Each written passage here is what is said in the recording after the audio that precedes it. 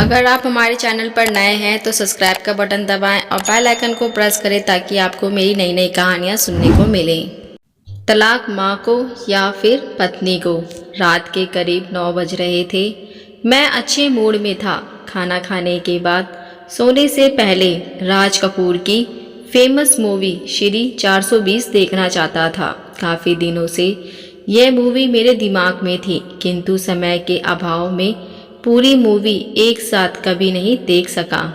दूसरे दिन छुट्टी थी, इसलिए खाना खाने के बाद रात्रि जागरण का प्रोग्राम बनाया था। अचानक मेरा फ़ोन गनगनाने लगा। उठाकर देखा तो उधर से मेरे दोस्त की पत्नी लाइन पर थी। हेलो भाभी जी, नमस्ते। अरे इतनी रात में कैसे, सब ठीक तो है? कुछ ठीक नहीं है भाई साहब, सिसकते हुए उन्होंने कहा। बस आप जल्दी से घर पर आ जाइए। मैंने घबराकर पूछा, आप इतनी घबराई हुई क्यों हैं? माताजी कैसी हैं? उन्हें कुछ हो तो नहीं गया? और भाई साहब कहाँ हैं? बच्चे सब ठीक ठाक तो है ना? आप कुछ बताती क्यों नहीं हैं? मैं एक सांस में लगातार बोलता रहा। मुझे आशंका हो रही थी कि कहीं उनके परिवार में कुछ अमंगल तो नहीं हो गया। उधर से भाभी जी बोली, नहीं नहीं भाई साहब, ऐसा कुछ भी नहीं है, यहाँ सब कुछ ठीक है। आप बस घर आ जाइए, आपको सब कुछ पता चल जाएगा। आपका यहाँ आना बहुत ज़रूरी है। अगर आप नहीं आए तो हो सकता है कि कुछ अनहोनी हो जाए। बस आप जल्दी से घर आ जाइए। देखिए, टालिएगा नहीं, इतना समझ लीजिए कि इस समय आपका यहाँ होना बहुत ज़रूरी है। फ़ोन पर सारी बातें नहीं बता सकती। उन्होंने इतना कहते ही एक झटके से फ़ोन काट दिया। मैंने पत्नी की ओर देखा। वह काफ़ी देर से हम दोनों की वार्तालाप सुन रही थी। शायद मामले की गंभीरता समझ रही थी। उसने कहा, आप तुरंत जाइए और वहाँ पहुँचते ही मुझे फ़ोन करिए। मुझे बहुत घबराहट हो रही है। लगता है कोई बात है जो वह इतना घबरा रही हैं। आप जाइए, जल्दी करिए। मैंने अपनी कार निकाली और 10 मिनट में उनके घर पहुंच गया। गाड़ी लॉक करने के बाद जब मैं उनके कमरे में पहुंचा तो मामला वाकई बहुत गंभीर लगा। भाभी जी ने मुझे देखते ही कहा, आइए भाई साहब बैठिए। देखिए इन्हें, ये क्या करने जा रहे हैं? तलाक के कागज़ साथ लिए हैं, खुद तो दस्तखत कर दिए हैं, अब मुझे भी दस्तखत करने के लिए मजबूर कर रहे हैं। मैं अपने मित्र के सामने सोफे पर जाकर बैठ गया। वहाँ कमरे का माहौल बहुत बोझिल सा था। सभी लोग चुप थे। भाई साहब के हाथों में कागजों वाली एक फाइल नजर आ रही थी। दरवाजे पर घर का नौकर चुपचाप खड़ा था। माताजी कहीं नजर नहीं आ रही हैं। मैंने बच्चों से पूछा, दादी जी कहाँ हैं? कहीं दिख नहीं रही हैं। किसी ने कोई जवाब नहीं दिया। मैंने अपने मित्र की ओर देखा, नजरें मिली।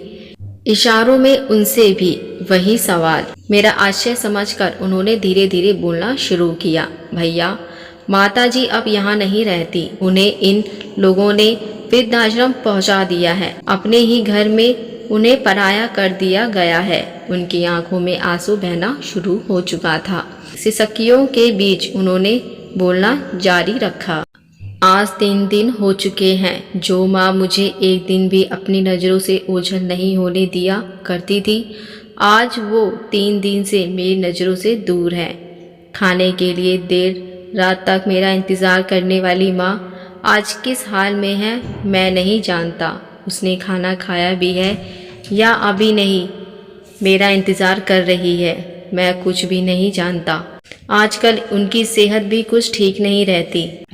जो माँ इन लोगों की बीमारियों में रात भर जगा करती थी, मैं नहीं जानता आज उनकी तबीयत कैसी है। इतना कहते ही वह फूट फूट कर रोने लगे। मैंने उन्हें रोने दिया। मैं सोच रहा था रो लेने से शायद उनका मन कुछ हल्का हो सकेगा। मैंने घर के नौकर से चाय बनाकर लाने को कहा। कुछ देर बाद चाय बनकर आ गई। मैंने उन्हें चाय पीने की कोशिश की, लेकिन वह सर झुकाए बैठे रहे, चाय को हाथ तक नहीं लगाया। मुझे अकेले ही चाय पीनी पड़ी। कुछ देर बाद उन्होंने सुबकते हुए, इनको माताजी ने टोका टाकी पसंद नहीं। कुछ बच्चे भी उनकी कोई बात नहीं सुनते, यहाँ तक कि मेरे घर का नौकर भी उनकी देखा देखी उसकी अपेक्षा नहीं किया करता है। उनका कोई काम नहीं करता। घर के सभी लोग उनसे परेशान थे। सब ने मिलकर तय कर लिया माता जी की बेहतरीन के लिए उन्हें वृद्धाश्रम पहुंचा दिया जाना चाहिए। इन लोगों ने वही किया जो इन्हें अच्छा लगा। उन्होंने अपने हाथों से आंसू पोंछे और बोले, मैंने तय कर लिया है कि अब मैं भी वृद्धाश्रम में रहूंगा। आखिर एक ना एक दिन तो मुझे वहां जाना ही था, तो क्यों ना अभी से वहीं रहने की आदत डाल लूं। जो लोग मेरे बूढ़ी माँ को बर्दाश्त नहीं कर सकते, वो लोग मेरे बुढ़ापे में मुझे कैसे बर्दाश्त करेंगे। इसी बहाने मैं अपनी माँ के बुढ़ापे में उनके साथ रह सकूंगा। कुछ देर सांस लेने के लिए रुकी, फिर बोलने लगे, मैंने नौकरी से BRS लेने का फैसला कर लिया है।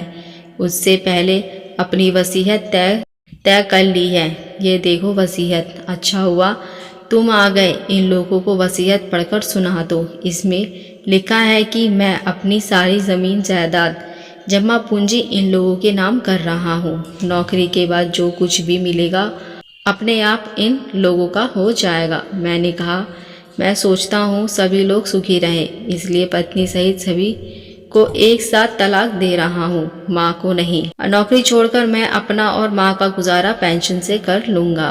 उसके मन से भड़स निकल चुकी थी। भाभी जी और बच्चों की आंखें भिन रही थीं। सभी के मन में पछतावा था और अपने किए पर अफसोस भी। मैं एक झटके से उठा, ड्राइवर से बोला, गाड़ी निकालो। सभी लोग इसी समय वृद्धाश्रम जाएंगे। रात के 11 बज चुके थे। 1 घंटे के बाद गाड़ी वृद्धाश्रम के 6 गेट पर जाकर रुकी। सिक्योरिटी गार्ड को अपना परिचय देने के बाद यहाँ आने की कारण बताया गया। उसने इतनी रात में गेट खोलने से इनकार करते हुए दूसरे दिन आने की सलाह दी। काफ़ी अनुनय विनय के बाद गार्ड ने वायलन तक सूचना पहुंचाने की हामी भरी। कुछ देर इंतज़ार करने के बाद वायलन अपने एक सहयोगी के साथ गेट पर आ गई।